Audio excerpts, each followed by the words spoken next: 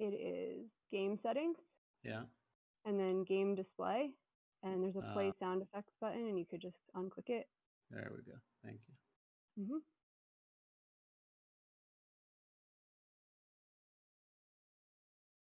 Oh no, it says my audio is really low. I have a fancy microphone today, and it sucks. I'll change back to computer audio if it doesn't improve at all. We are streaming through Discord and a potato, apparently. And they'll have the current results up there as soon as possible. Right now, Doug is stuck 155K after 7 sessions, and they're about 3K hands through. So they'll do their best to do an update throughout the day also, but you guys know it's not going to be completely accurate because they auto retop to 40K, and it's hard to follow that action.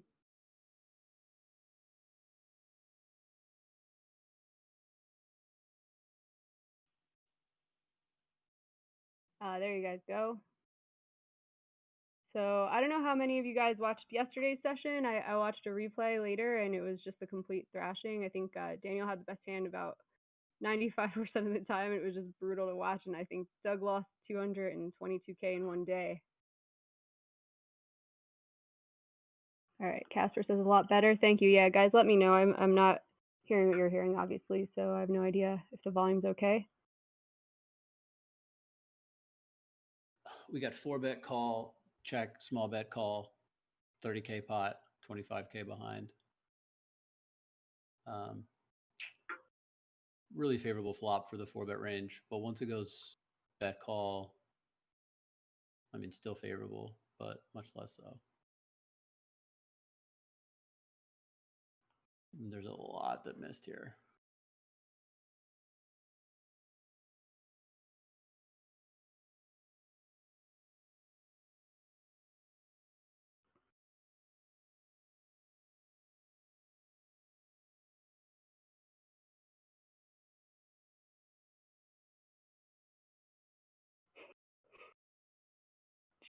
And I played Doug a little bit too, and I was just like, it was just a different world, you know. Oh, that's cool. Okay, so you have a really unique perspective then, having played both of them. Were you expecting Doug to come in and crush, having played both of them? Yeah. Okay.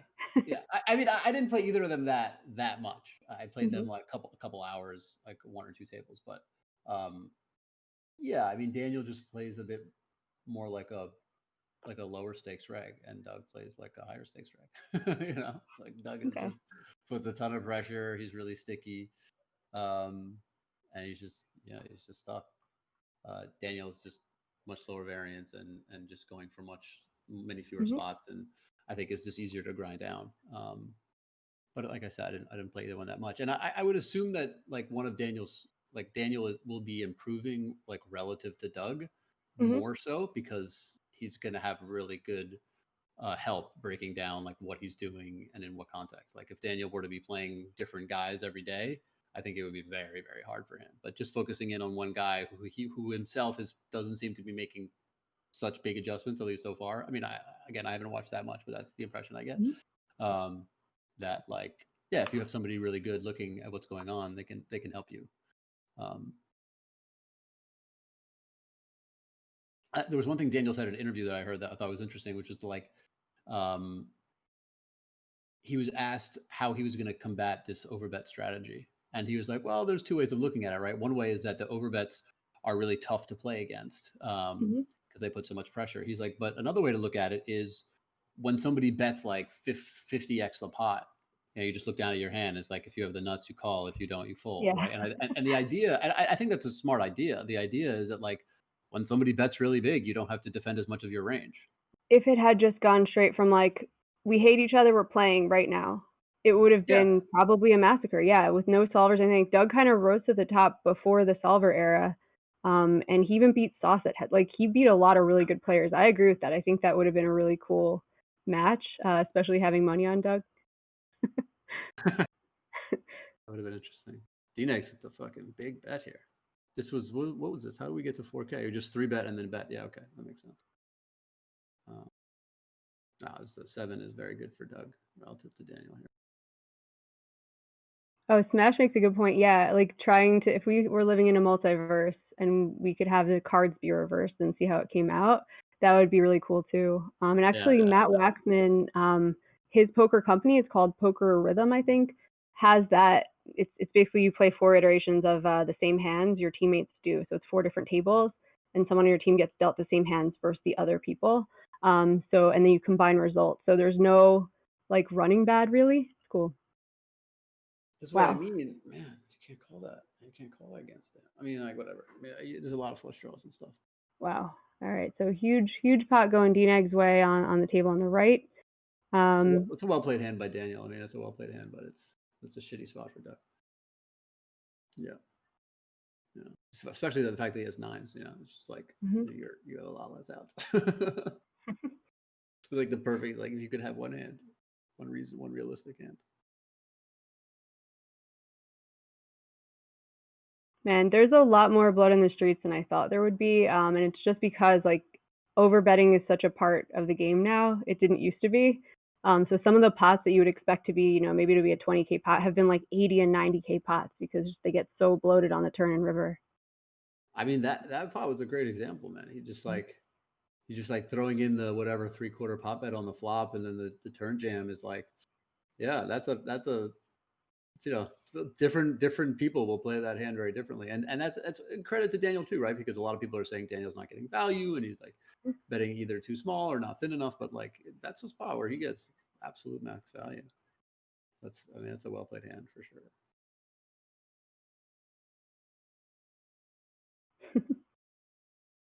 There are some DNX fans. This is the Upswing channel. People get a little upset when we're clearly rooting for Doug, but it is the Upswing Twitch channel. It's tough to be completely objective here.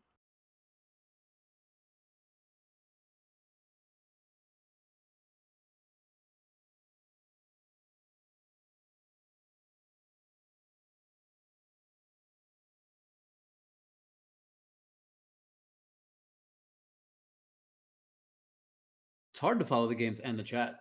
I'm not good It's at that. really this is probably the most challenging commentary I've had to do. Because you do want to like interact with people when they're asking really good questions, and then they get very upset if you miss a big hand. So it's like kind of tough. Yeah, but then you have good questions like what's an upswing? So like that's important. That's an important question too. And young man speeding gets caught on the left table. Daniel's just man, he's making a lot of good hands. So there was a graph posted on Twitter showing that for all in equity, Daniel's running really bad. Right, this is 2 sessions ago. Someone went through all the hands. He was running about 4 buy-ins under EV 200K, yeah, at right. all I in. saw that. Yeah. Yeah, but when you look at card distribution, I don't think it's even close. I feel like Daniel's been getting dealt better hands and flopping well. So I'm not really sure how you go about making a graph for something like that. That's the feeling I'm getting watching it. Yeah, it's interesting because it's the same kind of thing on like if you use poker software, poker tracker or something like that. It's like you get one metric, you get like one variance stat, Mm-hmm. and it's like you're like, does that mean I'm running good or bad? And it's like sometimes you're like all in EV is like really good, but you can just Yeah. feel it. You're just like, oh man, I'm just things are not going well, whatever. And the reverse Mm-hmm. too. And it's just it's just one metric. Yeah. Oh, we got a big pot here. When you say left and right, which one is your left? The 773 queen board is the one All on right, the that's left the for left. me. Okay. All right, Yeah. cool. Sorry, I'm looking at what they put on the stream. Yeah, okay. No, I just have it on my own. It's like I have up and down, but I get it Oh, now. okay. I got you. I got you.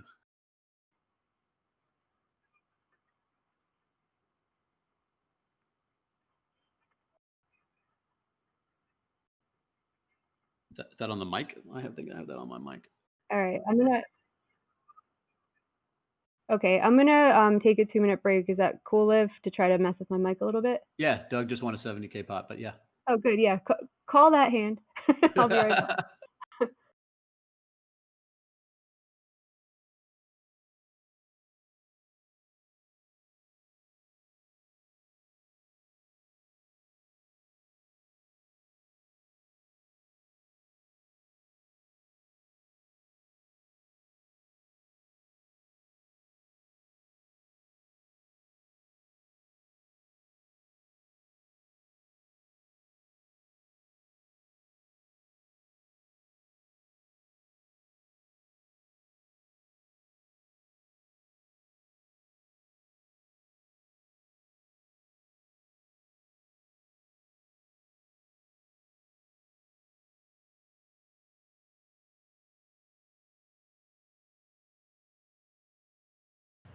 So for the new conspiracy theory, what if Doug is throwing the beginning of this match to be able to get that Bilzerian match going? That is Trump-esque in its silliness. Yeah, but people. I mean, I don't think Bilzerian is getting into any. I would assume the ratio of challenges that Bilzerian's name is mentioned in to the actual challenges that he's participates in is like 1,000,000 to 1. You know? Yeah, but I would never have thought this match was going to happen. So now I kind of have that, like, it was humbling because I was like, oh yeah, you guys are going to play, sure. I just always brush it off like it's not going to happen. This is happening. So I don't know. Maybe that one will too. I think it was 10-1 that Bilzerian was asking for. Doug's 20 million to Bilzerian's 2 million. Oh, 20 million to 2 million. Yeah, Yeah. yeah. Good luck. Good luck. I wonder what do you know when Bilzerian did the bike bet and then he got like the cops to clear the road and then he like Yeah. biked behind a truck with its open doors. I wonder what the poker equivalent of that would be. Like coming so close to the line of like something unethical but not technically Yeah. breaking any rules. I wonder what that would be. Be interesting. Yeah, that's Gotta why be like careful. the 10-1 would make me nervous if I were Doug because it's just too punishing if Yeah, but Bilzerian finds some way. it's only 20 million though, so Only huge pot. 50th all in. 8-10 deuce deuce king. Was this 3-bet or we're gonna find maybe out right maybe after the hand. Daniel 3-bet and then Doug did some shit.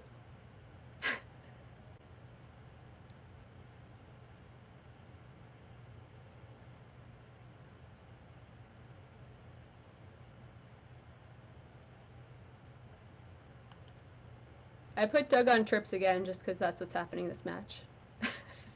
On a deuce? Yeah, why not? He's turning trips a lot this hour. He's got a lot of bluffs there, but look at All right, that. That all was a right. fun pot.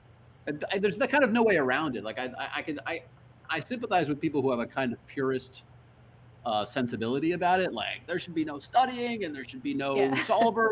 People should just go and play. And I'm like sympathetic to that point of view. But it's also just like that's just not how it is anymore. Like you just can't do that anymore. And also, it's like, back in the day, yeah, people didn't have solvers, but you know what they did have was they had friends. And it's like when Ivy and Negreanu and like these guys are all boys traveling and playing tournaments and having dinner and talking about hands, like that's a huge advantage over everyone else who's For just sure. like there by themselves. So I mean, there's different, there's also a leveling out of the advantages that people have by having these tools to study. You don't need to be in the social scene or friends with good players, or you can just kind of do some Mhm. stuff on your own and become good. So I actually, whoa, D-Negs with the rivered straight and the big pot. No, Upswing's got some good stuff, obviously. I bought Doug's Heads Up course many years ago. I was like, I was so excited when it came out. I was like, let's go. Yeah. What was that? It was like $1,000, right? And it was just everyone says it's great. 3 years ago, I think. Yeah, free solver, but yeah. Hmm.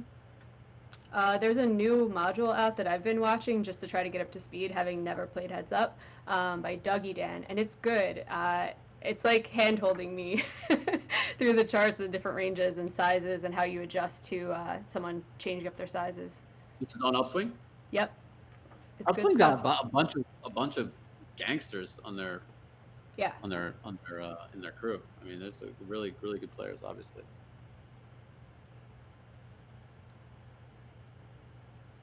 I had to throw in a plug because Mike Brady is taking a break today, and he's the VP of Upswing. He's usually there with the like, "Hey guys, if you want to sign up for a course," so I had to at least plug it once. Old man running over a washed up tank top, dude. This is Brutal. amazing. Yeah. Oh man, I actually like that. This is actually making me want to stream because the chat is so funny. The chat is hilarious. I watch a lot of chess, and like Mhm. the chess chat it can be silly, but it's a bit more tame. But this is funny. Huge Oh, pot here we on the go. Doug with a turn, and 9. all right, I Doug. have the replayer. So, Golden Blazer asked, "What's my favorite Vegas casino?" I feel like it's been 10 years since I've been to one since COVID, but I really love playing at Encore, the Win. Just best dealers, nice environment, really nice casino. So you see a tiny bet by Doug here on the turn on the right. just 750 into 5K.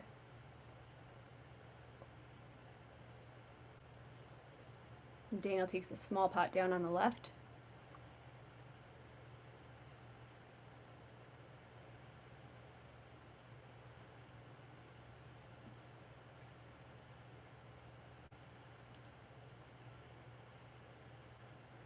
Doug has me conditioned to always think that an overbet is coming, and without fail, pot and a half.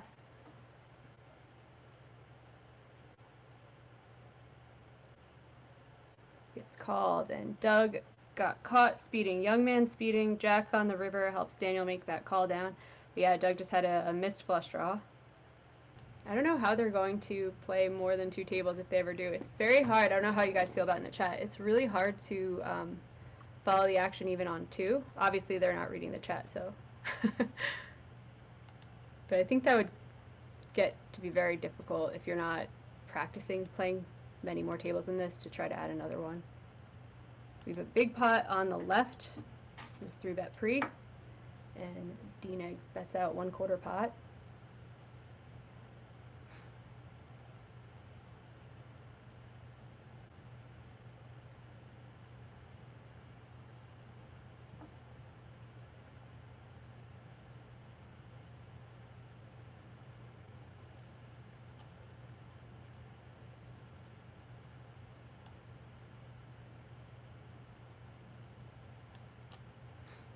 And yeah, I'll get to your question in 1 second, Late Street Aggro. I feel like with your tone, you may have asked that multiple times. It's really hard to follow the entire chat with so much action going on. But we have a big pot on the left, 12K pot, and Daniel with 3/4 pot.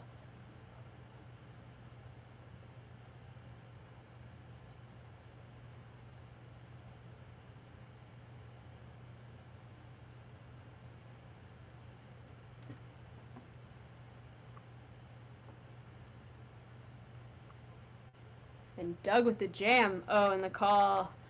Oh no. So that's just a massive cooler. We have Daniel with quad aces and Doug with the nut flush. So that wasn't really a young man speeding kind of hand. That was just huge cooler in Daniel's favor. And Daniel making a tiny little bet. Less than 1/4 pot on a flush draw board. I'm actually surprised to see small betting on boards with flush draws, but maybe just because it's ace high. And we have a 3/4 pot turn bet.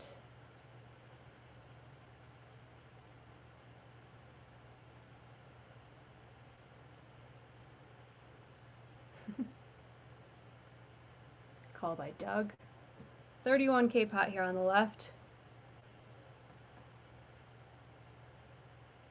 It's incredible how these pots still end up getting built so huge with Daniel taking such small c-bet sizing, but turn bets have been pretty healthy for the most part. So we have Daniel missing his flush draw, giving up on the river, having made a pair, and Doug with a pair of aces hanging on till the end for a nice 31K pot for Doug.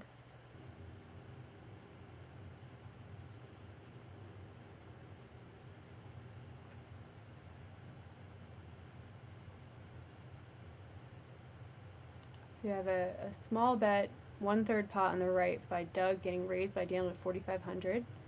And we have Doug taking down this, it's about 15K, going to his stack on the left.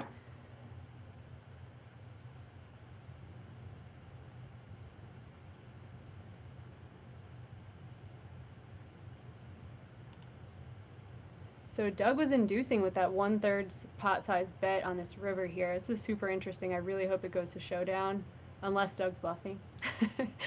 But I was wondering if that was bait, because that is just such a small size for Doug. We don't see him messing around with like small river sizes quite as much as Daniel has. And Daniel does go for the $4,500 river raise, and Doug snap 17K in the middle. And Doug with the nuts. Wow, that was a really cool play. Nice hand, Doug. Bluish Hue, I'm with you. Stop the poker battle, put him in the octagon. It'd be a really awkward fight. I don't think I could picture them actually hitting each other. But I mean, I'd watch it, of course. I'd probably bet on it too. Thank you, Joshy T2. Appreciate that.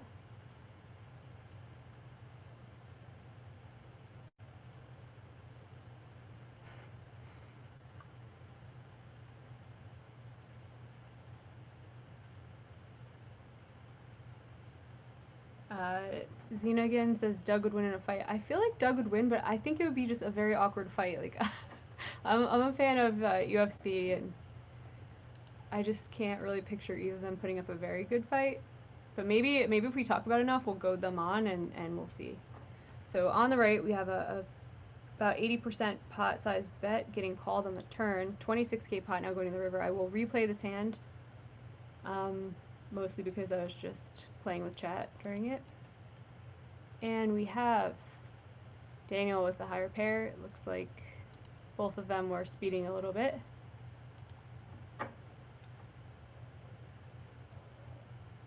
Yeah, Doug had 3-bet and got called. Ace 9 5 2 clubs. Bets and calls the flop, and then checks a Daniel and calls his turn bet. So yeah, Daniel actually made a really good value bet on the turn with his pair of 9s, and Doug calls with his 5s and his beat.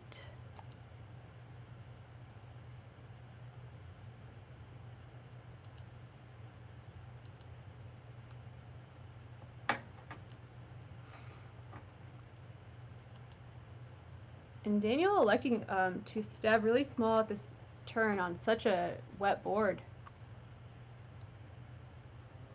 And Doug instantly, just 18,000, he says. Price of poker has gone up.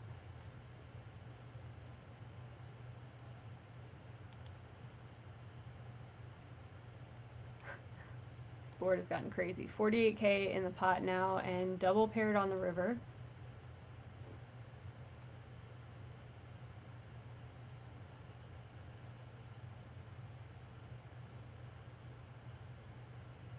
Doug on the right is winning with his ace of spades, but look what happened here. Wow, so Doug takes that down. Nobody liked that river there. So it looks like king 10 of clubs. So Daniel actually turned the straight to Doug's flush, and action killer card on the river with the queen there, double pairing the board. And that could have been a much bigger pot had that river card been different, but Doug does scoop 48k.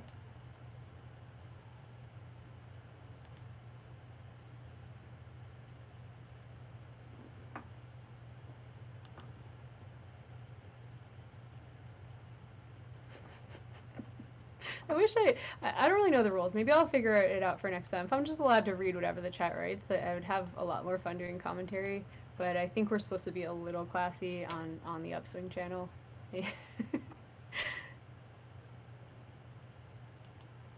So once again, we saw this being Doug inducing on the other table about 15 minutes ago. So he bets 1/3 pot on the left here. See how this one plays out. Last time Daniel raised to 4,500 and Doug re-raised, and Daniel called and Doug was just pretty nutted, so he was actually completely nutted. I think he had the nut straight. So let's see if he's going for the same thing here. Daniel going for a much larger raise size this time.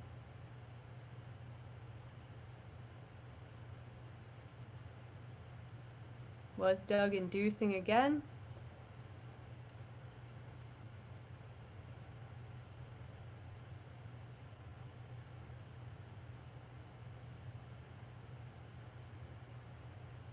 Doug makes the call, and nice call by Doug. Doug rivers the king.